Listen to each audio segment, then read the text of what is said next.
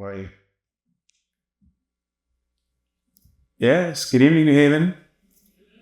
I am Kwadwo Adae, visual artist, muralist, and I'm really just someone that loves to communicate through visual language, especially the language of art.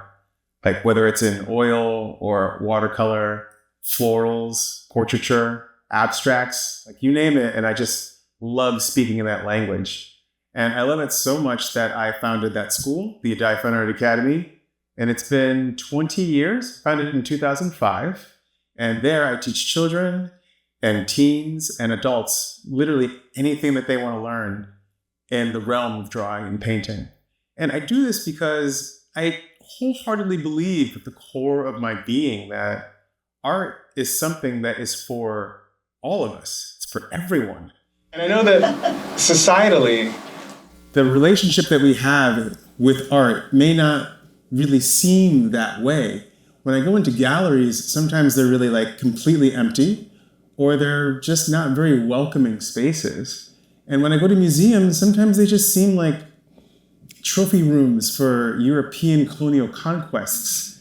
And, you know, the main premise of them is someone pale went somewhere where people didn't look like them, beat them up and stole their stuff and put it behind glass, and it's over there. Do you want to see it? Like, I don't. I really am not interested in that. But what I am interested in is just creating art with people. So in the past, 9 years, I've created 25 works of art in New Haven.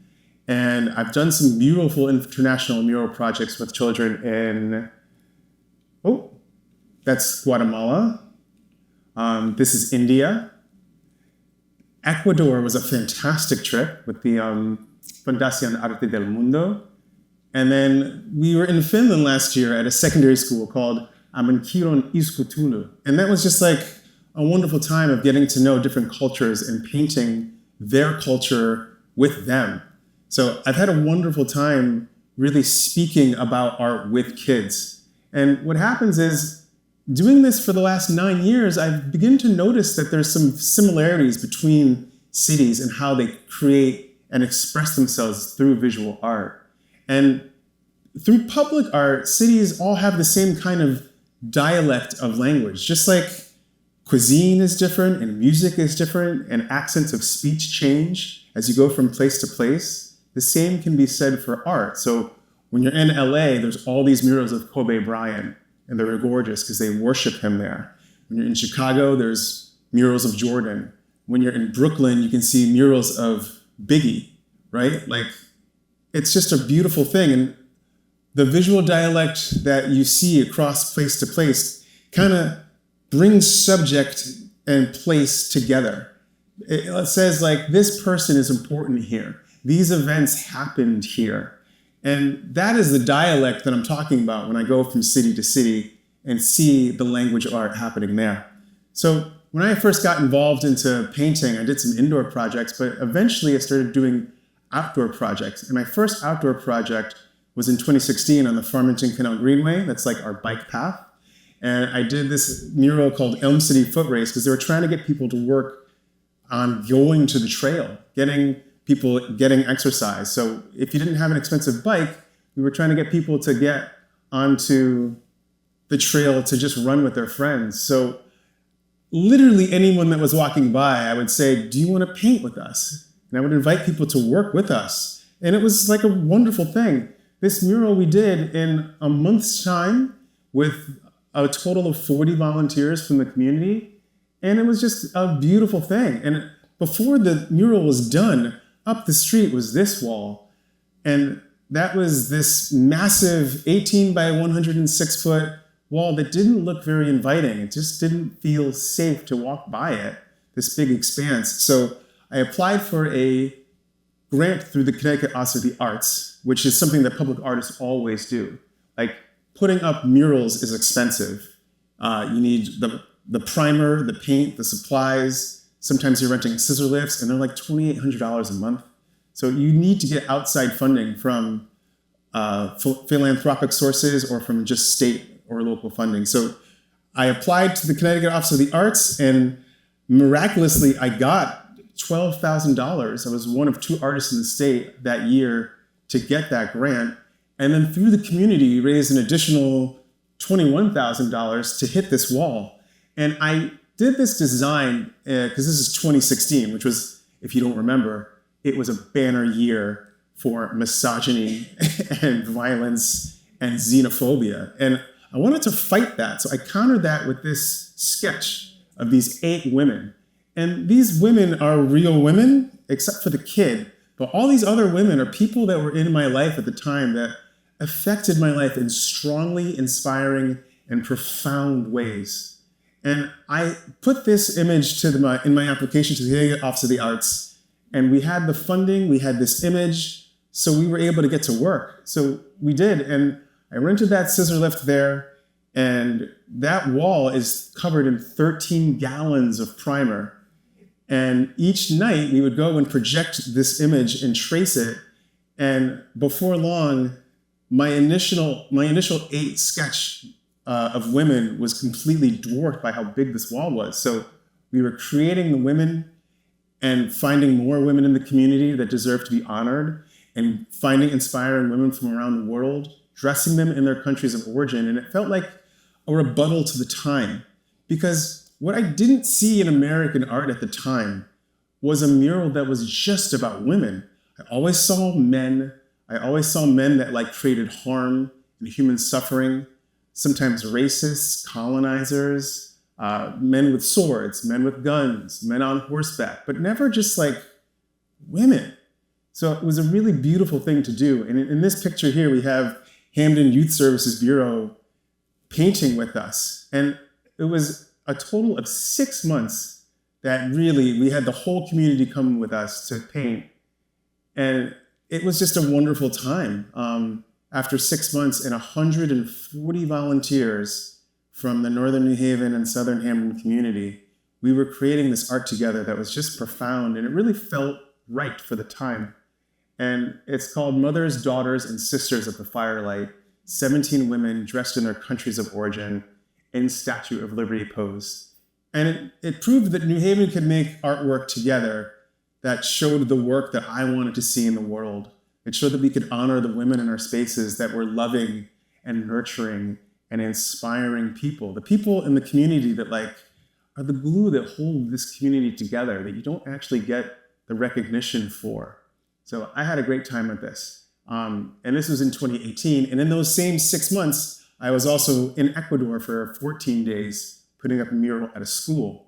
But then that led to 2019. And in 2019, there was a really egregious incident of police violence that occurred here. It was Yale and Hamden police that fired 16 shots into the car of an unarmed Black couple in New Hallville.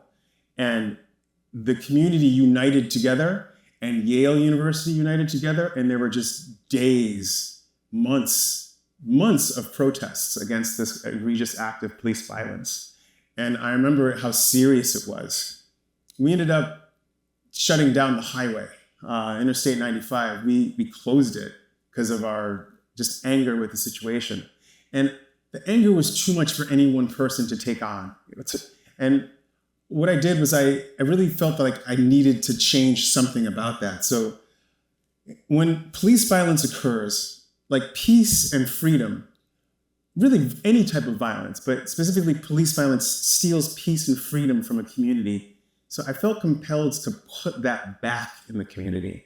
And for me, a symbol of peace and freedom can be found in birds. So I went to the closest site that I could to the incident, and it ended up being at the corner of Dixwell and Division, Moe's Market. And I asked the owner of the bodega there, and I was like, is it okay if I make a mural here? And he was just like, yeah, you can do whatever you want. So we did. We got to work. I applied for a grant through the Connecticut Office of the Arts. I got an artist fellowship.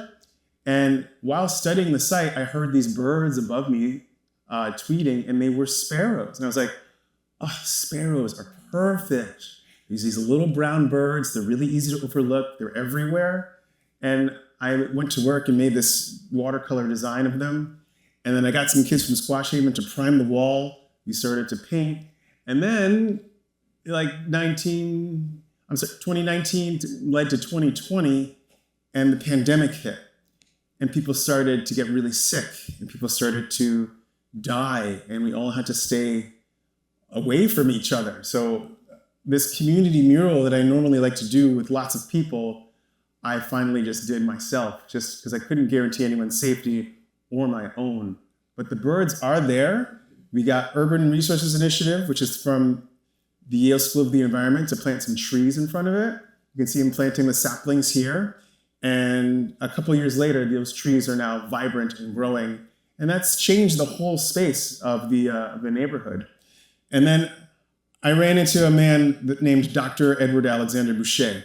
And he is not alive, but he was Hopkins School class of 1870. And 6 years later, he got his PhD from Yale. And that's the first Black person to do that. And when I found out about him, I was like, why haven't I ever heard of this man before? From the time that I was 8 until the time of high school, I'd never heard of him. And I was mad because I felt like a role model of intellectual science that was Black was like taken from me. So with that anger, I applied for some grants, got a grant from the city, and I started to put this triple portrait of him, of this colored spectrum, because his thesis was on measuring refracted light indices through colored glasses.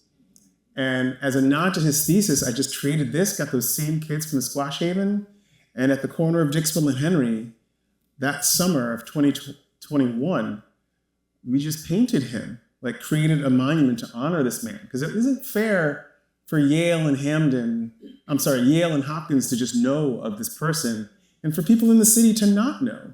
Like, I needed that role model. So we finished it, and now he's there, and I feel like I have like an ancestor that I can be proud of, even if there's no direct relation there.